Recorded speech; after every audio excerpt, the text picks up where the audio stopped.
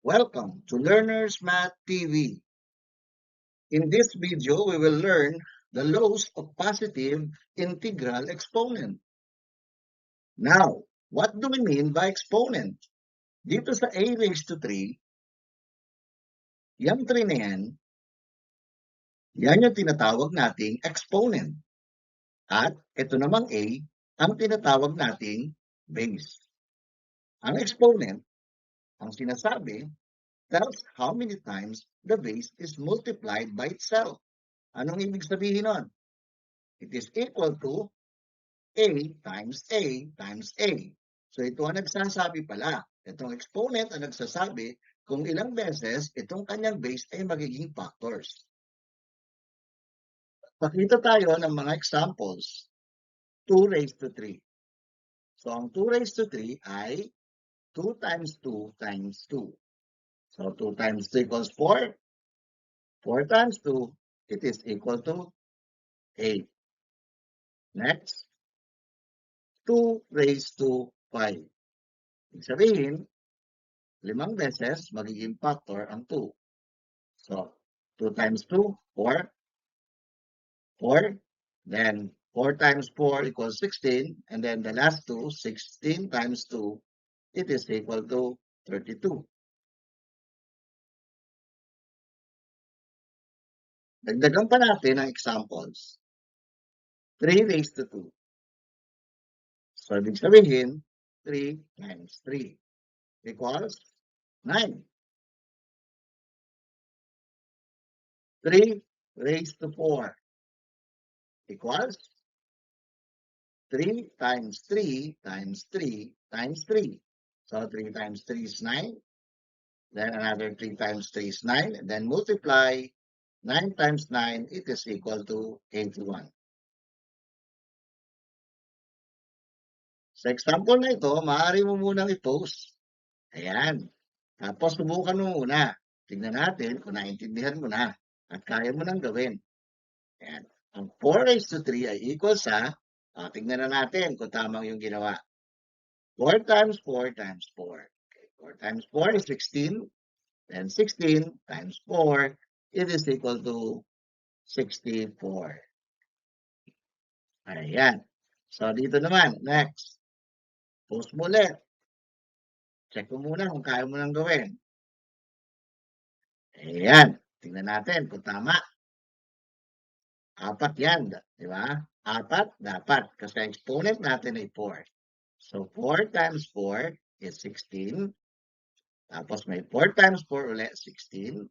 Then you can multiply 16 times 16. So that is equal to 256.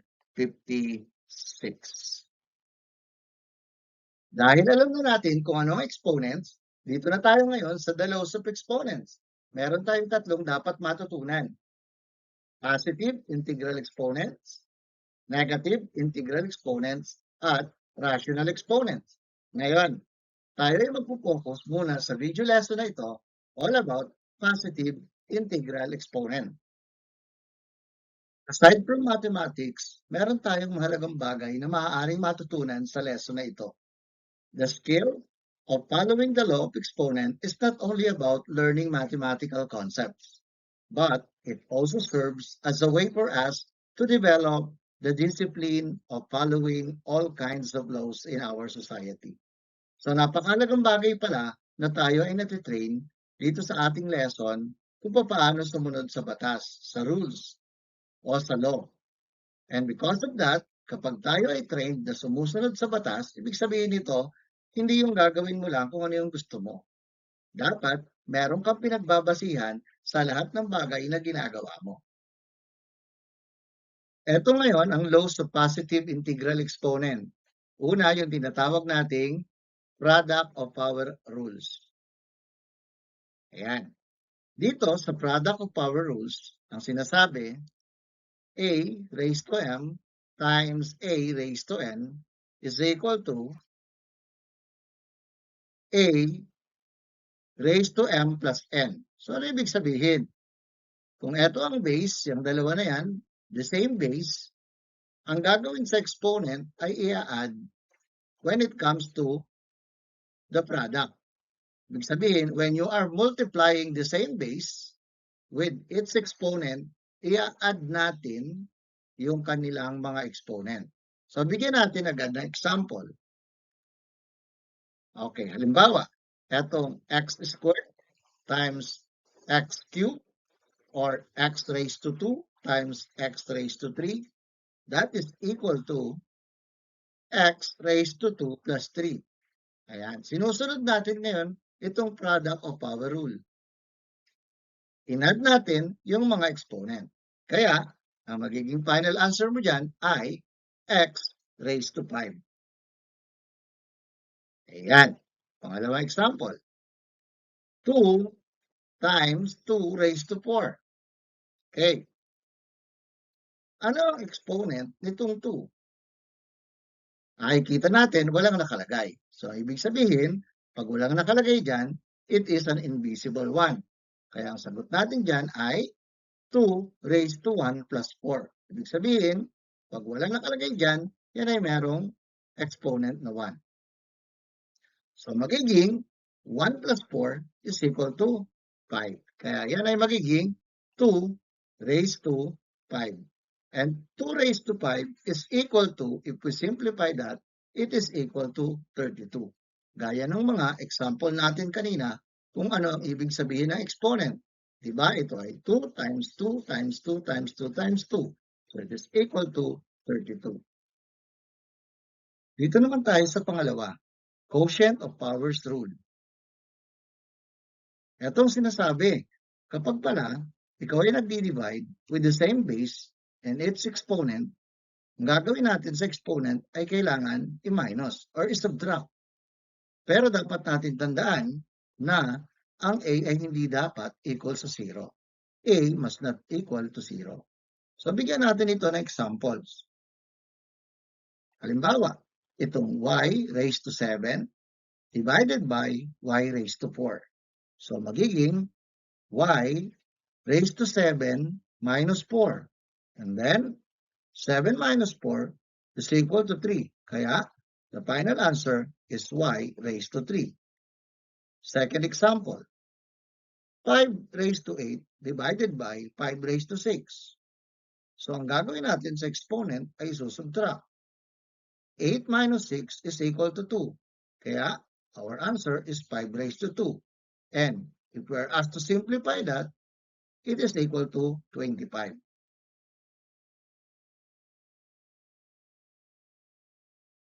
Dito naman tayo sa pangatlo, power of a power rule. Sinasabi that the quantity a raised to m raised to n is equal to a raised to m times n. So, sinasabi pala dito na kapag ang base raised to its exponent and it is raised again to another exponent, so kailangan pala i-multiply natin yung mga exponent. Kaya sinasabi dito na a is equal to m times n. Bigyan natin ito ng examples. Una,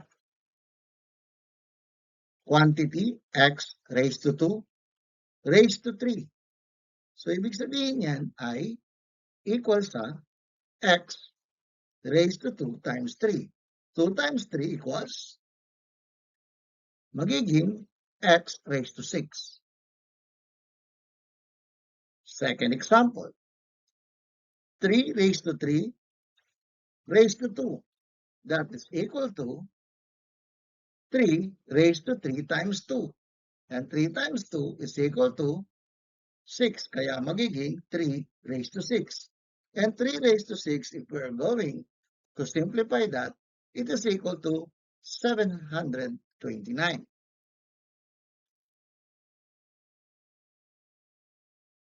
Dito na tayo sa pang-apat. Ayan, tignan natin mabuti kung ano yung rules. Kapag mayroong dalawang bases, magkaiba yan, and it is raised to a certain exponent, ang gagawin pala natin dyan, i-multiply natin itong exponent na ito doon sa nasa loob na exponent. Ang exponent dito ay 1. So, 1 times m, kaya naging a raised to m. Then, 1 times m, kaya naging b raised to m. So, bigyan natin yan ng mga examples. Una, eto. So, ang ginawa natin dyan, 2 times 3 or 3 times 2 is equal to 6. Kaya naging x raised to 6. And then, 3 times 1, merong 1 exponent yan dito, it is equal to 3. Kaya ang ating final answer dyan is x raised to 6 times y raised to 3. Ayan. So, dito tayo sa pangalawang example. So, ito ay merong 1. Diba? So, ang mangyari dyan ay 2 times 1 it is equal to 2 squared or 2 raised to 2. Tapos ito naman, 2 times 2 is equal to 4. Kaya magiging r raised to 4. Tapos meron yan ditong 1. Kaya 2 times 1, so magiging s raised to 2. Ito naman, magiging 2 times 4, magiging t raised to 8. Ayan. So, nilalagay lang natin dito yung mga 1 to visualize. Pero kahit naman wala dyan, it means meron yan yung y na exponent. Okay. So, therefore, ito na ang ating magiging final answer. If we simplify 2 raised to 2, that is equal to 4. Ayan. Kaya magiging ganito na ang ating final answer. Number 5, power of a quotient rule. Ano naman ang sinasabi nito? Kapag meron ka namang i-divide na dalawang quantity at yung dalawang quantity na yan ay naka-raise to a certain exponent, so i-distribute naman natin ito. Yung multiply natin in its exponent of those quantities. Itong quantity A, meron yan diyang exponent na 1, kaya m times 1 is equal to a raised to m. Ito rin, meron din dyan 1 exponent. So, m times 1, kaya dito ay b raised to m. Provided that, hindi dapat na ang b ay equal sa 0. Kasi magiging undefined yan kung ang ating denominator dito or the value of b is equal to 0. So, bigyan natin ito ng mga examples. Okay, itong una. Magiging, okay, bakit naging 9 ito? Kasi, ito ay merong 1. 2 times 1 is equal to 2. Diba? Then, 3 raised to 2 is equal to 9. Tapos ito naman, 2 times 1 is equal to 2. Kaya naging x squared. Ito naman, 2 times 1 is equal to 2. Kaya naging y raised to 2. So, ganun lang siya kasimple. Pangalawang example. 3 times 1, may 1 yan dito, kaya yan ay magiging, di ba, 5 raised to 3. And what is 5 raised to 3? Di ba 125? 5 times 5 times 5. Kasi ito naman, 3 times 1 equals 3. Kaya q raised to 3. Tapos 3 times 3 is equal to r raised to 9. Magiging 9 yan kasi 3 times 3 yan. Tapos dito naman sa baba, 3 times 2 is equal to 6. Kaya naging s raised to 6. Okay, so that is now our answer. Dito tayo sa number 6. Okay, maaaring nagtataka kayo kung bakit kasama ang 0 exponent dito sa positive integral exponent. Actually, in a real number line, meron tayong positive numbers at negative numbers. At meron tayong 0. Okay, ang 0 naman ay hindi positive at hindi naman negative. Pero kailangan na natin siyang isama dito kasi siya lang naman mag-isa. Hindi natin siya pwedeng ihiwalay pa ng isa pang video lesson dahil napaka-ikli naman nun. So, idudugtong na lang natin siya dito sa the laws of exponent. Kaya dito, ine-emphasize natin laws of 0 exponent. Okay, kahit siya yung ating pang-anim, hindi siya kasama sa positive integral exponent.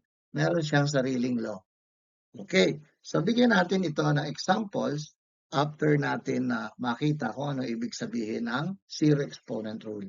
So, ang ibig sabihin pala, kapag ang isang quantity ay may exponent na 0, if it is raised to 0, it is always equal to 1. Provided that hindi dapat na ang A o yung quantity na yan ay equal sa 0. Hindi dapat yan equal sa 0. Okay? So, bigyan natin to na examples. Number 1. Tignan nyo to. 3x raised to 0. Since sinasabi dito na ang anumang quantity, if it is raised to 0, it is equal to 1. Kaya nangyari dito, magiging 3 times 1. Kasi etong ang x raised to 0 ay equal sa 1. Kaya ang final answer dyan ay 3. Number 2 example. Tingnan nyo ito. 2VW, quantity 2VW raised to 0. It is just equal to 1. Why? Kasi all those quantities are inside the parentheses. Nasa loob siya. Ibig sabihin, iisang quantity lang yan. Okay. Na in-erase siya sa 0. If it is raised to 0, sabi nga, any quantity raised to 0, it is just equal to 1. So, huwag tayo malilito rito kung bakit dito ay yung 3 hindi sinama. Kasi, hindi naman siya, kumbaga, etong 3 is not under the power of 0. Ito ay may sarili siyang exponent dito na 1. Unlike, etong lahat ay under the power of 0. Okay? So, therefore, yan ay equal sa 1. So, that is the laws of 0 exponent. Let us now apply in these practice exercises the laws of exponents that we have learned. So, let us simplify quantity 2x raised to 5 times the quantity 2 raised to 3x raised to 3. So, lagay natin dito. Unahin natin itong 2 raised to 1. So, may 1 yan dyan. Times 2 raised to 3. So, magiging 2 raised to 4. Ano yung in-apply natin doon na law of exponent o positive integral exponent? So, di ba? Sabi natin, natututunan natin dito yung law na gawin ang mga bagay na according dun sa law o sa rules. Hindi lang kung ano yung gusto natin. O isa yan sa magiging discipline. So, minultiply mo sila, susundin mo yung batas o yung law. Ano ang law? I-add natin dapat yung exponent. So, 3 plus 1 equals 4. Next, ito namang x raised to 5 times x raised to 3. Na number sa number at variables to variables. Okay, so magiging x raised to 8. Bakit? 5 plus 3 equals 8. So ano ngayon ang final answer natin if we're going to simplify that? Ayan. Because 2 raised to 4 is equal to 16. 2 times 2 times 2 times 2 equals 16. So that is our final answer. Okay. Tingnan nga natin sa number 2 kung kaya mo. Yan. Maaari mo munang i-post yung video para makapag-practice ka and apply the laws of exponent that you have learned. Okay, tignan natin kung tama yung ginawa mo. Parehas ba yung number? Hindi. Ito isa 3, ito isa 5. So, hindi. Ano yung apply natin dyan? So, tignan natin. Magiging, etong 3, so dyan lang yan. Hindi naman sila parehas eh. Diba? They are not the same base. So, huwag muna nating galawin. Ito muna. The same base sila, parehong y. Kaya magiging 5 plus 3 equals 8. Tapos ito namang say, may kapares ba siya sa kabila? Wala. So we are just going to copy that. So ano ngayon ang nangyari? Bakit nawala itong 5 raised to 0? Hindi ba ang 5 raised to 0 ay equal sa 1 ayon doon sa ating 0 laws of exponent? Kapag ang quantity ni-raise sa 0, that is just equal to 1. Kaya, kung 1 yan, hindi na natin kailangan maglagay ng 1 dito. because any quantities multiplied to 1, it is just the same. Di ba? 1 times 2, 2. 1 times 3, 3. So, ibig sabihin, ayan na yung ating final answer. See? Okay. Kung tama ang ginawa mo, ibig sabihin, naintindihan mo na at kaya mo nang i-apply ang laws of exponent. Ngayon, dagdagan pa natin. Simplify quantity 3r raised to 3 times the quantity 3 raised to 2 s raised to 3. Ayan. So, unahin muna natin yung numbers. Ayan, yung the same base.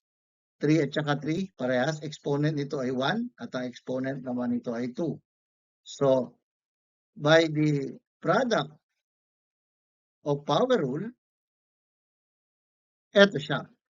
Magiging, di ba, ang 2 plus 1 is equal to 3. Kaya magiging 3 raised to 3.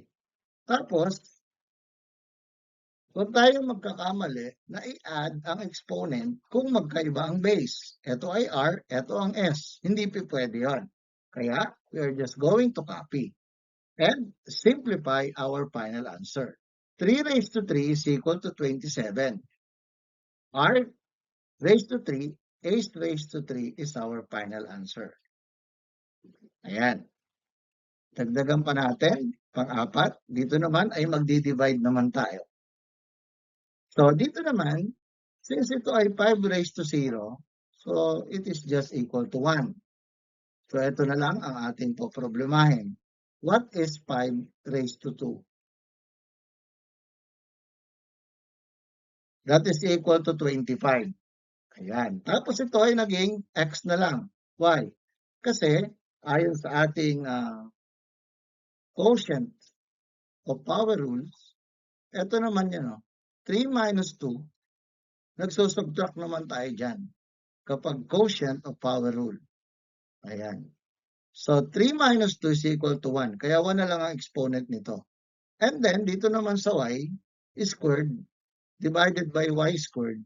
So, kapag isinubtract natin yan, 2 minus 2, that is equal to 0. So, therefore, if y is raised to 0, it is just equal to 1. Kaya hindi na natin isusulat yun. Ito na yung ating magiging final answer. Hindi sapat ang mga ibinigay kong practice exercises. Laging tatandaan, sa math ay hindi maaari na nanonood ka lamang. Upang maging mahusay, dapat lagi kang handa na mag-practice o magsanay.